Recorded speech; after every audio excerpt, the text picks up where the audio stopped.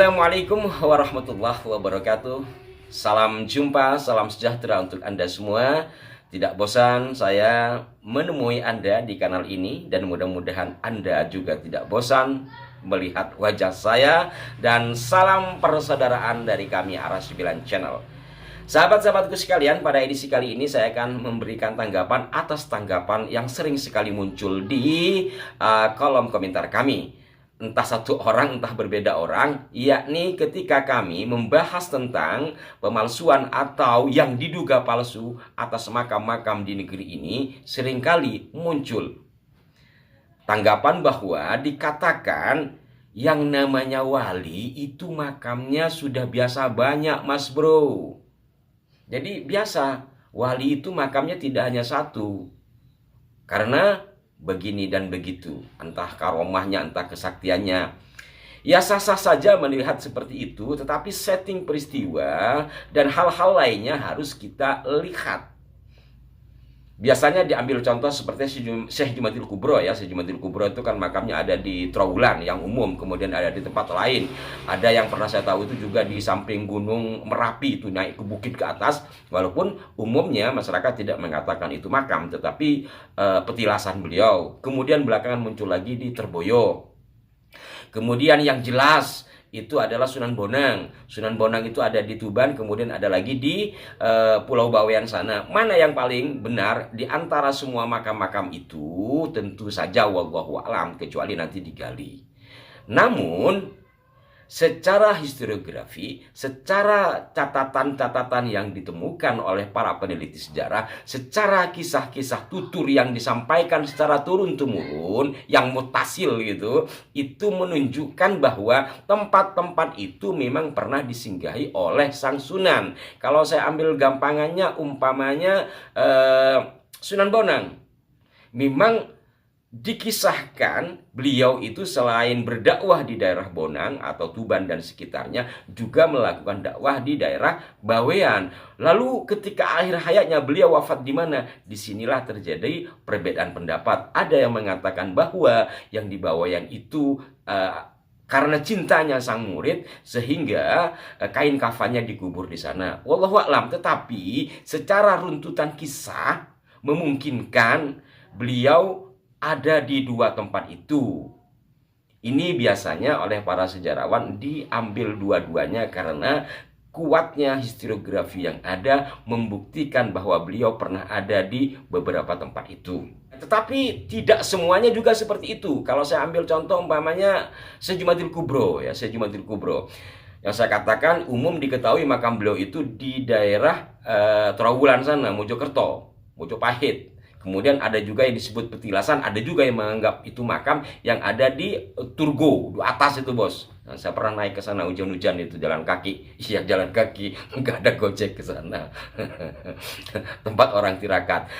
Dan kemudian lagi seperti yang saya katakan tadi muncul yang di Terboyo. Nah yang di Terboyo ini kan yang kemudian dipersoalkan. Kenapa? Karena dari naskah-naskah kuno atau dari kisah tutur secara mutasil tidak ditemukan data yang memungkinkan Syekh Jumadil Kubro berada di Terboyo itu. Maka sebagian sejarawan menganulirnya, termasuk diantaranya Kiai Agus Sunyoto ketika diskusi dengan kami di Les Bumi ya, walaupun dalam buku beliau masih disertakan mungkin untuk menambah catatan yang ada. Maka secara umum yang di Terboyo ini dikatakan bukan makam dari Syekh Jumadil Kubro. Itu juga kesaksian dari tokoh-tokoh yang sepuh lah pada masa itu ya. Pada masa kami melakukan wawancara. Pada masa itu nanti dianggapnya masa lampau. Jadi kami ketika melakukan wawancara ke masyarakat termasuk Kiai Agus juga, ya dinyatakan bahwa di Terboyo itu hanya ada makam tetapi tidak jelas makam Syekh Jumadil Kubro atau tidak. Secara umum sejumlah orang yang kami temui mengatakan itu bukan makam Syekh Jumadil Kubro, dan itu juga pernah saya muat. Jadi pernah saya tulis ya di majalah komunitas. Sama, jadi dari dulu saya sudah terbiasa nulis makam-makam yang dipalsukan itu. Ini majalah edisi 2015. Jadi tidak ada kaitannya dengan diskursus nasab. Karena upaya kami diantaranya ya berusaha untuk meluruskan sejarah. Nah, sahabat-sahabatku sekalian, kecuali hal itu juga yang perlu kita garis bawahi adalah identitasnya. Katakanlah sekarang Syekh Jumadil Kubro, ya. Syekh Jumadil Kubro anggaplah benar semua, tetapi secara identitas kan tidak berubah. Syekh Jumadil Kubro, anak siapa, memiliki putra siapa, dalam berjuang seperti apa. Kemudian Sunan Bonang. Sunan Bonang, apakah itu yang di Tuban atau yang ada di daerah Bawean, sama-sama identitasnya tidak dirubah. Bahwa Sunan Bonang bin Sunan Ampel bin Ibrahim Asmoro dan seterusnya. Dua-duanya sama. Nah, sementara yang sering kami bahas di sini itu merubah identitas. Kalau ngambil gampang yang secara umum adalah KRT Sumudiningrat. Jelas-jelas beliau bin Jayaningrat I. Tidak ada hubungannya dengan habaib. Ini yang kami maksud di dalam menelaah dan menyampaikan informasi-informasi terkait dengan makam-makam yang dipalsukan atau diklaim oleh orang-orang tertentu. Jadi berbeda. Maka disinilah saya yang awam ini mengajak saudara-saudaraku tidak terlalu awamlah di dalam menelaah persoalan-persoalan seperti ini.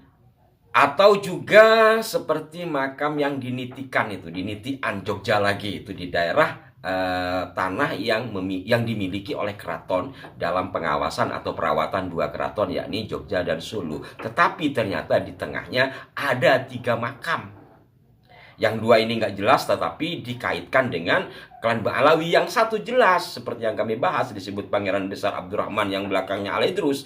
Yang Alidrus ini juga dikatakan sebagai juru mertani 1. Kemudian juru mertani 2-nya ada di tempat yang lain. Ini kan perusakan identitas, bukan persoalan 1 orang makamnya banyak. Nah, ini yang harus digarisbawahi, Ferguson. Hal lain umpamanya juga, kalau masih melihat dari hal-hal yang seperti ini, kita bisa melihat umpamanya tentang Pangeran Diponegoro, ya. Itu makamnya tidak dirubah, enggak. Siapa yang mau merubah di Makassar? Tetapi silsilahnya.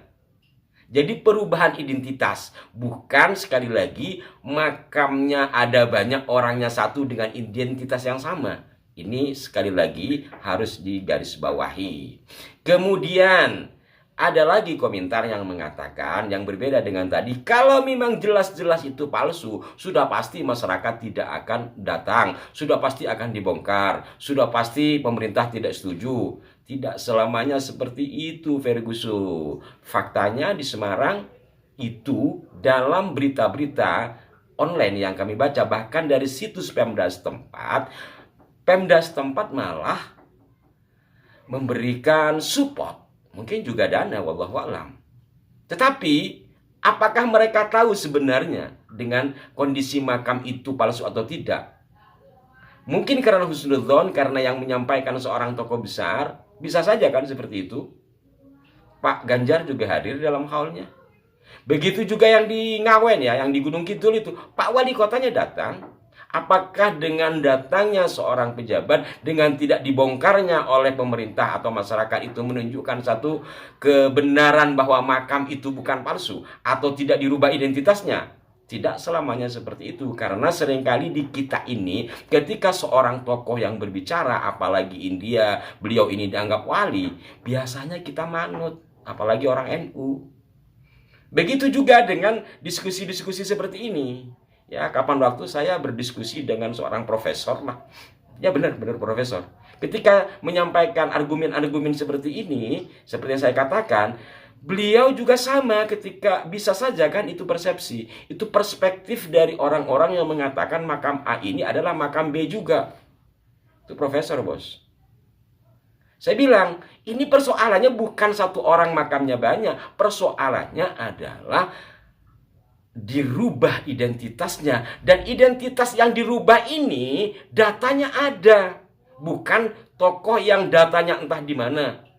Anggaplah umpamanya seperti tokoh-tokoh si Pitung, kita dapat dari mana datanya? Atau Pak Sakera ya, Pak Sakera itu walaupun turunannya ada, tapi kita mendapatkan literatur resminya di mana?